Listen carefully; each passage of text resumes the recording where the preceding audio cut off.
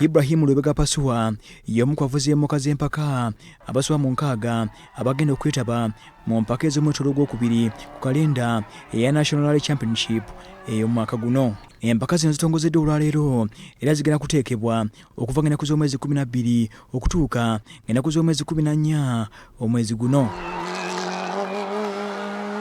Pasua agamba ali mu kutendekebwa okukasa mmeeme era asuubiza abaagizi be okubawo n'obuwanguzi okuva mu mpaka zino. Tageti yange yakukuba proto buli alina proto yenna weeri nziza okusooka nfugamiriza eddala proto ezo kati bano bannaye bavuganya nabo abatuwiru bajja kujja nga nvandiirwa. Ono ng'avugira mu ntendera ogwa two-wheel drive agamba ekigendererwa kye kyakuwangula ngule ey'omwaka guno.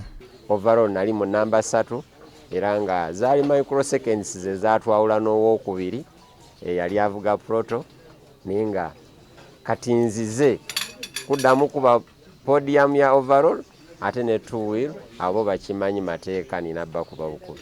Empaka zino zigenda kuvugibwa mu disitulikiti okuli Ssembabule, Lwengo ne Masaka nga Jackson Jesserwanga omu ku bategesi b'empaka zino bwannyonnyola. Egenda tanga ku Lwomukaaga ne sections 2 zeetaya ku luguudo olugenda e Kaliisizo eviireyo esooka ya kilometers 11 eviireyo e Bukunda evemu engirawo mu maaso katono eddemu eviireyo e Kaliisizo.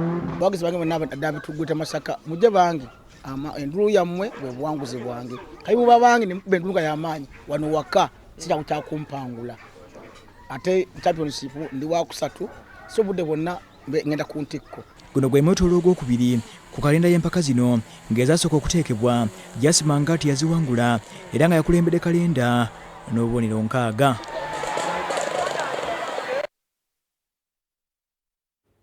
Ago gemba jidde mu byemizannyo.